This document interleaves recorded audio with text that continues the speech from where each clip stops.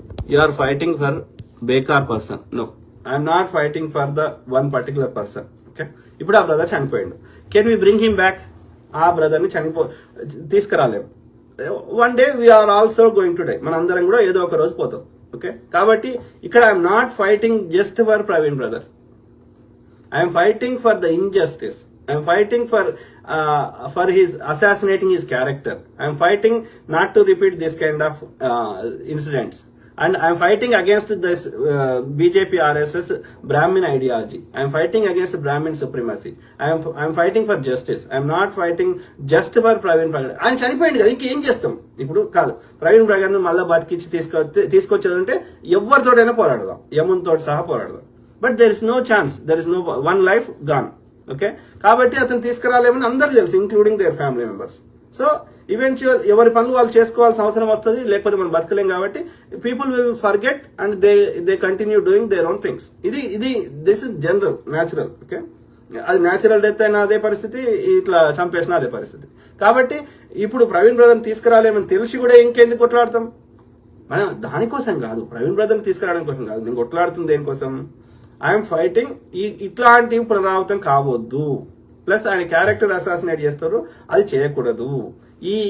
ఈ ఆధిపత్య ధోరణి నుండి మేము చెప్పింది వినకుండా దానికి భిన్నంగా ఎవరు చెప్తే వాళ్ళని నాలుకలు కోస్తాము, లేకపోతే అది గౌరీ లంకేష్ లాంటి వాళ్ళు జర్నలిజం చేసి వాస్తవాలు చెప్తే వాళ్ళని చంపేస్తాము, ప్రవీణ్ బ్రదర్ గారు లాంటి వారు వాస్తవాలు చెప్తే వాళ్ళని చంపేస్తాము.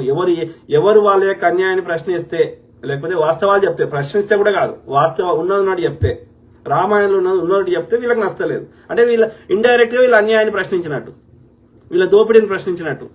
అయితే వానికి దేశద్రోహం ముద్రేస్తాము, లేకపోతే వాని క్యారెక్టర్ అసాసినేట్ చేస్తాము. 60 ఏళ్ల కింద చచ్చిపోయిన నెహ్రూ గారి మీద దేశానికి అలా స్వతంత్ర భారతదేశానికి నిర్మాత అయినటువంటి పంచవర్ష ప్రణాళికలు పెట్టి ఇలా భారతదేశానికి ఈ స్థాయికి తీసుకొచ్చిన నెహ్రూ గారి మీదనే ఈ బురద తల్లుతున్నప్పుడు జాతిపిత 30 ఏళ్లు తన యొక్క జీవితాన్ని సర్వస్వం దారపోసి అంత పెద్ద బ్రిటిష్ రవి అస్తమించిన సామ్రాజ్యమైన బ్రిటిష్ వాడితో శాంతియుతంగా కొట్లాడి మనకి పరిపాలనలో మనల్ని భాగస్వామ్యం చేసి ఇలా స్వాతంత్రం రావడానికి కీలక పాత్ర పోషించిన మహాత్మా గాంధీ గారిని చంపేసి మళ్ళీ ఆయన క్యారెక్టర్ని కూడా అసాసినేట్ చేసిన వాళ్ళకి ఒక రాజుబోడ ఎంత, ఒక ప్రవీణ్ బ్రదర్ ఎంత? కాబట్టి I'm fighting against their ideology, I'm fighting against their injustice, I'm fighting against their supremacy. వాళ్ళ యొక్క అన్యాయానికి, వాళ్ళ దోపిడికి, వాళ్ళ ఫేకులకి, వాళ్ళ విద్వేషాలకి, వాళ్ళ ఆధిపత్య ధోరణికి అగేన్స్ట్ కొట్లాడుతున్న ఈ బ్రాహ్మణ్ సుప్రిమసీకి, ఈ మనువాదులకు వ్యతిరేకంగా. I'm true Hindu. I'm born as Hindu, I will die as Hindu. My Hindutva has nothing to do with this Brahmanism.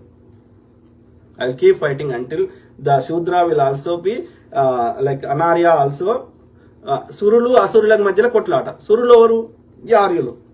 సురాపానం దాగి ఎప్పుడు మత్తులో ఉండేవారు. అసురులు. మేము మూలవాసులం, మేము సురాపానం తాగలే. మా గురువు అయినటువంటి శుక్రాచార్యుడు తాగొద్దు, అది ఏమంటారు, అది డ్రగ్ వద్దని చెప్పిండు. మేము రక్షించేవారం చెట్లని, ఆ యొక్క దేశ జాతి సంపదను రక్షించే వాళ్ళం కాబట్టి మమ్మల్ని రాక్షసులు అన్నాడు. మేము మూలవాసులం. నల్లతోలు ఉంది ఇక్కడ మూలవాసులు కాబట్టి వాడి దేశం నుంచి వాడి స్త్రీలను కూడా తీసుకురాలేదు కాబట్టి ఆ చలి ప్రాంతం నుంచి ఇక్కడున్న స్త్రీలతో సహా వాడు శూద్రులు అన్నాడు. వీళ్ళందరూ శూద్రులు ఆర్యునికి యొక్క సేవ చేయాలని చెప్పిండు వాడు. మీరు ఏ గుడి కన్నా పోయినప్పుడు బ్రాహ్మణుడు సంస్కృతంలో కాకుండా దాని అర్థం తెలుగులో చెప్పమని అడగండి. అర్థమైందా? మసీదులలో కూడా లోకల్ లాంగ్వేజ్ లో చెప్తున్నారు, ఈవెన్ చర్చిలలో కూడా లోకల్ లాంగ్వేజ్ లో చెప్తున్నారు. మరి వీడు పర్షియాలు ఎందుకు చెప్తాడు? ఎవరికి అర్థం కాని పర్షియా భాషల సంస్కృతంలో తెలుగులో చెప్పమానండి వాటి అర్థాలు. ఎవడు గుడిపోడిగా. ఓకే, అర్థమైంది? లేదు brother, I'm fighting again not just for Praveen brother.